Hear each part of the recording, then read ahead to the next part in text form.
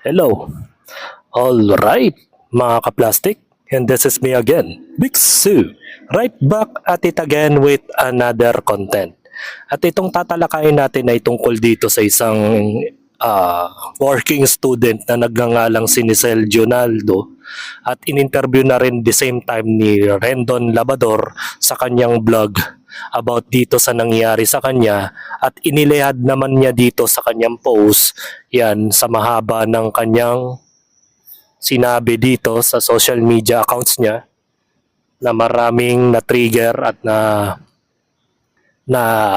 tawag dito na antig sa kanyang mga saloobin about dito sa nangyari sa kanya bilang isang service crew dito sa McDonald's Rockwell noong February to September 2023 na pagsiservisyo niya bilang isang service crew, mga kaplastic.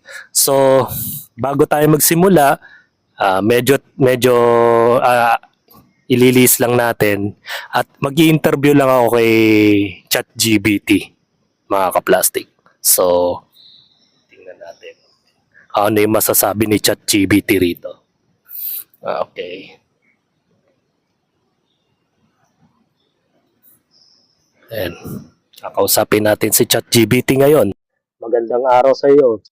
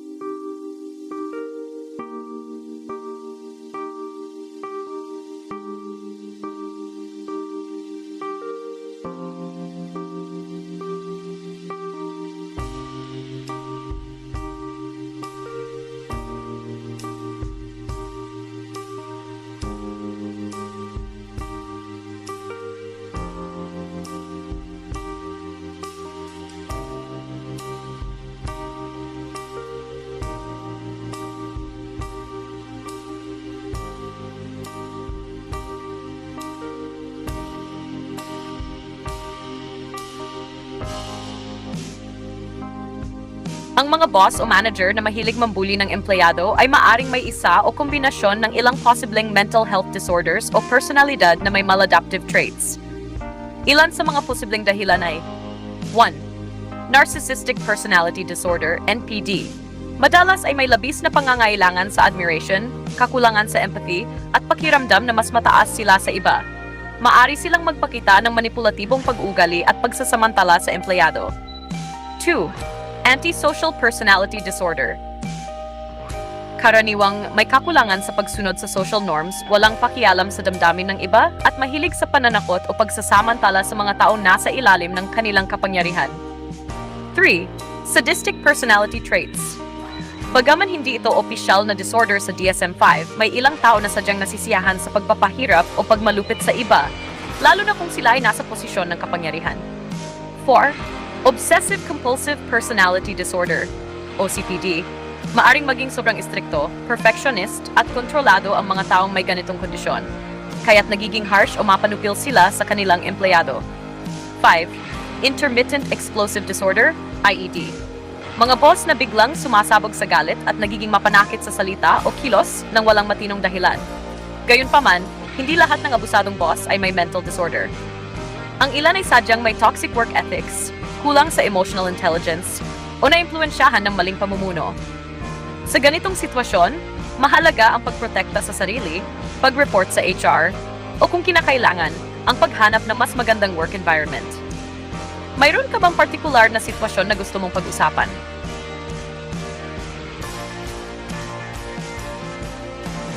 Lipat tayo sa topic ng Facebook, mga kaplastic. At ito, dito inilahad ni Ma'am Nicel Jonaldo ang kanyang na-traumatize na nangyari sa kanya sa McDonald's. Nandito na yung umabot sa punto na na-ad hominem siya. So panoorin natin tong interview niya kay Rendon Labador.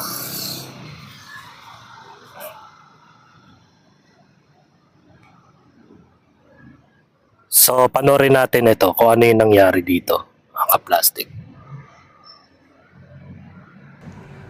wala na akong magagawa kung ganito lagi. Paulit-ulit lang ako masasaktan. Tapos hindi ko pa sinasabi sa pamilya ko na gano'n na yung trato. Isang working student na diniscriminate, binubuli ng isang store manager ng isang sikat na fast food chain. Hirap kasi dito sa Pilipinas, kapag wala kang posisyon, wala kang boses eh. Kaya kawawa Tama. yung mga nasa baba. Ilang taon ka na, Nezel? 21 po. 21 years old. Tapos, working student ka. Apo. Ilang months ka dun sa fast food chain? 8 months po. 8 months. Initan ka na manager? Opo. Parang everyday, like, hindi. Bigla na lang po siyang mangbubuli. Parang habit po niya yung pag nakita ka, mga ilang minuto, bubulihin ka. Paano example? Sige. Yung example ng bully niya, nung nag-cashier ako, pina-makeup niya ako noon kasi hindi pa ako marunong mag-makeup, mag-lipstick noon, that time. Oo. Ganun. Parang relate to sa isang kumpanya pinapasukan ko eh. Baga po ang masakit pa dito, may hairnet pa nga yung mga buhok ng mga coworkers ko eh. Eh wala naman tayo sa pabrika, bakit kailangan ng hairnet sa pagpupusod ng buhok? Tapos ito, ganun din, kailangan ng proper grooming, pinag makeup, pinag lipstick, kung ano-ano, kolorete. Lalo na kapag hindi kagandahan yung dicer na o yung empleyado na papasok sa kumpanya, talagang bubulihin ka dun. Talagang samot-saring ad hominem, pagtalikod mo, pinagtatawanan ka ng mga gwardya, pinag-uusapan ka sa pinagbubulungan ka, ina-ad hominem ka na. Ganito yung nangyayari kagaya dito sa babaeng ito na working student sa McDonald's.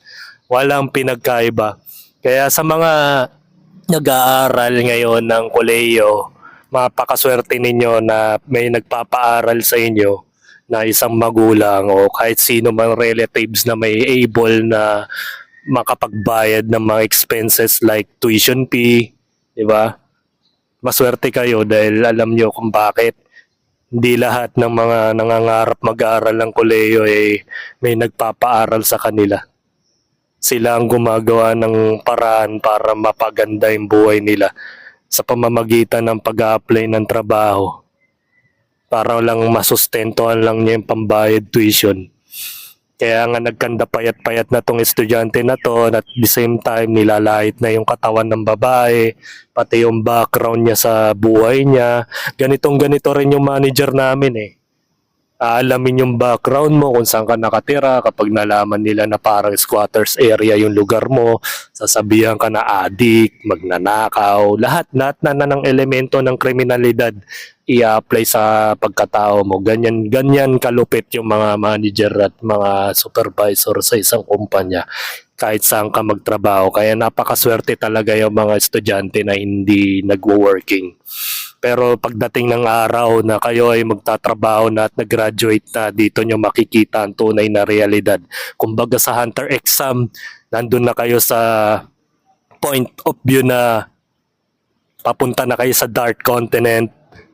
Marami mga kupal na nilalang na makakasalamuha mo. Nandyan na yung mga manipulator na gumagawa ng kwento. Kapag pinatulan mo, lalo ka lang magiging masamang tao dahil siyempre nag-triggered ka na eh sa mga sinasabi ng mga tao sa paligid mo eh. The same time, nandyan na yung iba't ibang klaseng toxic na people na makakasalamuha mo on the spot. Pag ikaw ay nagtapos sa pag-aaral, makikita mo ang tunay na realidad ng mundo sa trabaho. Kung sa pag-aaral mo sa college ay masasaya kayong magkakaklase, na bonding moment, nag-team building kayo, sports fest kayo, lahat na ng klaseng kasiyahan sa college naranasan nyo sa high school. Pero sa trabaho hindi mo na mararanasan yan. Tandaan ninyo, lahat ng klaseng stress na mapapasok sa katawan mo nandito na. Kawawa ka talaga. Kaya ito yung naging kinainat na ng isang babaeng ito, mga kaplastic. Na-makeup niya po ako, sabi niya. Mag-makeup ka doon, bilisan mo kasi maraming customer. tingnan mo, titingin ka dyan sa mga customer, ganyan yung mukha mo. Ganyan. Kawawa naman yung mga tao na matatakot. Kasi ang working student, dapat ano yan eh. Ang goal nila, makatulong sa pamilya. Yan eh. Tama. Dapat magkaroon sila ng magandang experience sa pagtatrabaho. Kasi nga, yun yung first attempt nila sa buhay eh. Di ba? So, kapag napapunta sila dun sa mga maling managers, maling tao, baka matroma, baka matakot. Yun yung nangyayari sa'yo. Na-trauma ka, matatakot ka ngayon magtrabaho. Kasi first job mo yan, tama? Opo. Sigawan niya ako sa harap ng mga customer. Then sabi niya po, halika rito. Nandun na po kami banda sa gilid. Ang sabi po ng manager, ano ba ayusin mo yan? Ba't umiiyak ka? Ganun. That time po, nung nakurot na po ako sa singit. Pinurot ka niya? Opo, sa singit, nakurot na po Ganon? ako. Ilang beses yun? Isa lang po yun nangyari. Grabe yun, hindi lang salita. Ano yung gusto mo mangyari ngayon? Actually po kahapon, nag-usap po kami ng HR, then yung vice president ng McDo sabi, Masama pa dito sa pinapasokang kontrabaho kahit magsumbong ka sa admin office, kakampihan pa rin yung manager namin eh. Kasi po siya, napakalaking influencer yata tong taon to eh. Kasi nga, una sa lahat, di ba? Magkaka-brother, kapatiran, di ba? INC, yan yung mga mentalidad ng mga INC. Yung malakas mang api sa kapwa-tao, hindi na makataon turing. Di ba? Tapos ang masama pa dito, mayroong bias na nangyayari sa trabaho na kung saan kapag may kasamaan ako na isang tao na hindi masita-sita kasi nga malaking tao yung tarantadong nilalang na yon dahil INC yon, bukod sa INC, Taigama pa, di ba? Di ba? Taigama member yon. Yan taong yon na hindi masita-sita. Kaya maraming beses ko nang nahuling gumagawa ng kalokohan yon. Pero nung sinuplong ko dun sa baba, sa manager, nagbingi-bingihan, baga ginawa, ni-reverse psycho pa ako. Ako pa yung lumalabas na masama. Kaya pag nagkakamali yung taong yon, sa akin kaagad dumidirekta yung taong yon. Sa akin agad sinisisi yung pagkakamali ng taong yon. Napakalakas ng taong yun. Mahirap talaga siyang gibain kasi nga may impluensya eh. Kaya wala tayong magagawa, may bias talaga sa trabaho. Kahit saan ka magtrabaho, may ganun. Yun yung pangit sa sistema ng bansa natin. Wala na talagang matino. Diba? Nakakaawa tong isa sa mga biktima ng bullying itong babaeng ito. So,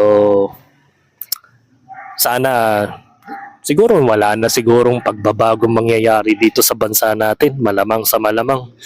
Ang antay na lang natin yung kamatayan ng mga taong kumakupal sa atin eh. Yun na lang ang pipigil sa kanila eh. Sa pagiging mayabang nila. Yung kamatayan na lang nila. Yun na lang. Yun na lang ang pwedeng mangyari, mga ka-plastic.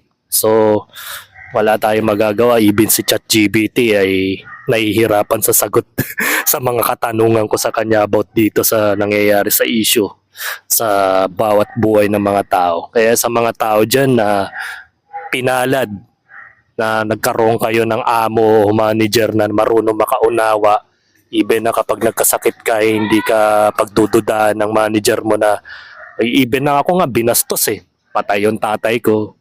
Nagbakasyon ako ng 7 days dahil syempre patay yung tatay ko. Diskumpiyado yung manager ng aking kumpanya. Ang ginawa nila, sinilip nila yung aking burial statement about dun sa dokumento ng pagkamatay ng tatay ko. Lahat inalam nila. Kulang na lang death certificate ibigay ko sa kanila. Hindi, death certificate nga pala binigay ko sa kanila para maniwala talagang talagang ganong kalupit yung mga utak ng mga manager dyan sa Santa Lucia. Napakakupal. Even na may mga bias dyan na mga bias na tao dyan na namatayan din. Hindi naman niya hinanapan ng death certificate eh. Pinayagan nga nila makapasok ng trabaho after nun eh. Hindi nga nila hinanapan ng dokumento eh. Pero pagdating sa akin, maigpit sila. Sa lahat ng mga absence ko, lahat ng mga lates ko, kailangan documented. Pero sa mga malalakas na empleyado na mga paborito nila, wala nang dokumento. Nakakapag-live nga ng 1 buwan nakakabalik pa Di ba? Gumagawa ng sarili schedule yung mga kasamahan ko doon. Hindi nila hindi nila pinupuna. Di ba? Sarap buhay. Malakas Yan talaga. Yan talaga nangyayari sa trabaho. May palakasan talaga. So hanggang dito na lang ang aking opinion. Umahaba na rin. May 16 minutes na rin. Siguro ang may papayo ko lang sa mga kagaya ni ate na magpakatatag ka na lang at tiisin mo na lang yung mga nangyayari sa'yo. Balang araw, ipakita mo sa kanila na hindi ka ganyang tao. Namamata-matayin ka. Ganun talaga Kapag nakikita nila mo ang gusgusin ka, tingin sa'yo adik, magnanakaw, lahat na ng elemento ng kriminalidad i-apply sa'yo. Talagang mamatayin ka nila. Kasi ganyan yung mga mentalidad ng mga INC. Tsaka yung mga tinatawag na taigama na yan. Malakas manlait yung mga yan. Nakakala mo, mga anak ng Diyos Kung makaasta Kung sino pa yung 645 yung rate, sila yung nag-aasta ng may-ari ng kumpanya. Kala mo siya yung nagpatayo ng building ng kumpanya namin na pinapasukan. So hanggang dito na lang ang aking opinion. And this is me again, Big Stu. Lagi nagsasabing, ang mga plastic ay matagal mabulok dahil ang mga plastic ay toxic.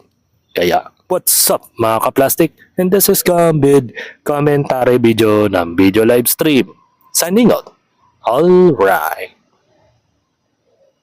Mga ka-plastic, kung nagustuhan nyo ang aking video, isubscribe nyo lang ang aking channel. At the same time, i-hit nyo rin ang notification bell at yung all para ma-notify kayo sa aking susunod ko pang video sa aking YouTube channel. Maraming salamat po mga ka-plastic.